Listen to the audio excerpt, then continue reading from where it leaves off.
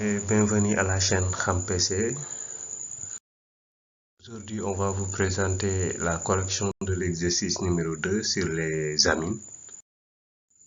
On avait commencé la série sur les amines, mais on a seulement présenté les amines en donnant la nomenclature. Et aujourd'hui, on va vous présenter un exercice sur les amines. Là, on considère une amine primaire à chaîne carbonée saturée possédant N atomes de carbone. Petit 1 exprimé en fonction de N le pourcentage en masse d'azote qu'elle contient. Petit 2, une masse M de 15 grammes d'une telle amine contient 2,9 grammes d'azote. 2.1 déterminer la formule brute de l'amine. 2.2 écrire les formules semi-développées des isomères possibles des monoamines primaires compatibles avec la formule brute trouvée. Alors, petit 3, on considère la monoamine qui comporte une chaîne carbonée qui possède un atome de carbone asymétrique. Donner la formule exacte de l'amine. Alors, on va donner la solution de l'exercice. On commence par d'abord la première question qui dit d'exprimer en fonction de N le pourcentage de l'azote dans le composé.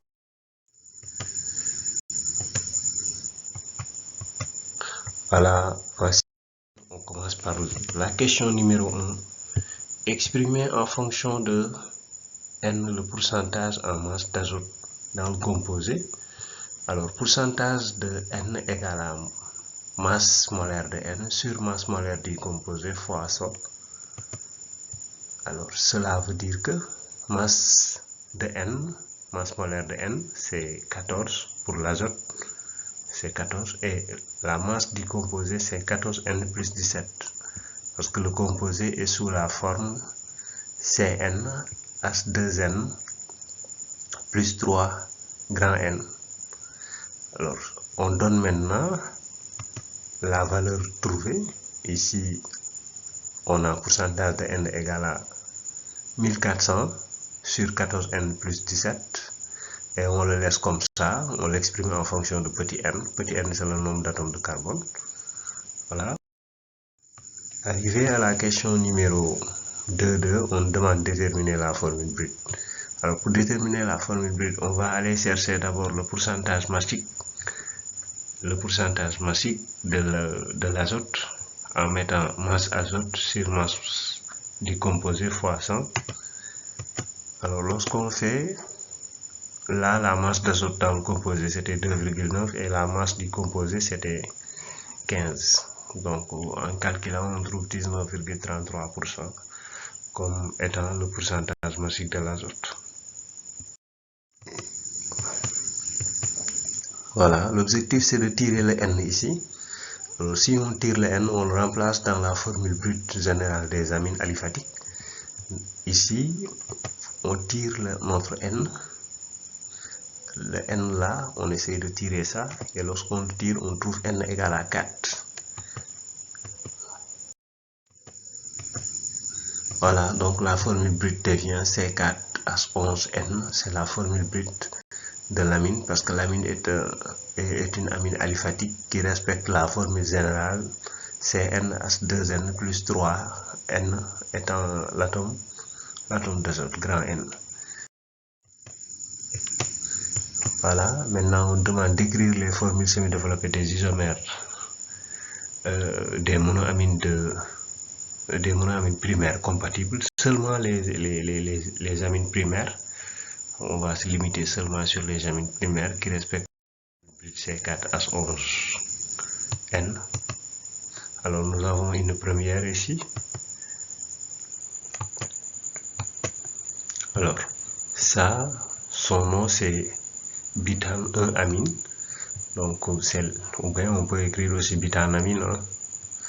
Voilà, parce que le N se trouve à la position 1. Donc voici notre première formule semi-développée. Donner la deuxième formule semi-développée. Alors voici la deuxième formule semi-développée où le NH2 se trouve à la position numéro 2. Et ceci, on l'appelle butane 2-amine.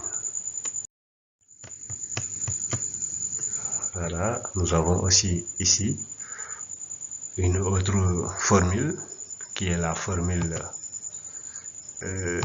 toujours sur les amines, puisqu'on nous a dit que l'amine doit être une amine de classe primaire. Alors ça, son nom c'est 2-méthylpropane 1-amine. 2-méthylpropane 1-amine. Et elle est une amine de classe primaire aussi. Voilà. Arrivé encore, on donne une autre amine. Nous avons ici une amine de classe primaire dont le nom c'est 2-méthylpropane 2-amine. Donc voici les 4 formules qu'on peut obtenir avec ces 4 H11N. Les 4 formules qu'on peut obtenir, ça est là. Donc on les a présentées. Maintenant, on passe à la question suivante. Alors, arrivé à la question suivante, on demande de donner la formule exacte de l'amine. La formule exacte de l'amine qui possède un atome de carbone asymétrique. Alors, parmi les 4 formules précédentes, il n'y a que cette formule qui possède un atome de carbone asymétrique. Alors, c'est quoi un carbone asymétrique? Voici le carbone asymétrique. Un carbone asymétrique, c'est un carbone tétraédrique qui possède 4 atomes différents ou bien qui possède 4 groupes d'atomes différents. Ici, on voit que ici on a le groupe éthyle, ici on a le groupe NH2, ici on a le groupe méthylCH3 et ici on a H. Donc, ce carbone-là est un carbone asymétrique. Donc, le composé, c'est ce composé-là qui est la formule exacte de l'amine qu'on nous demandait. Ça veut dire l'amine qui possède un carbone asymétrique et c'est le butane 2-amine.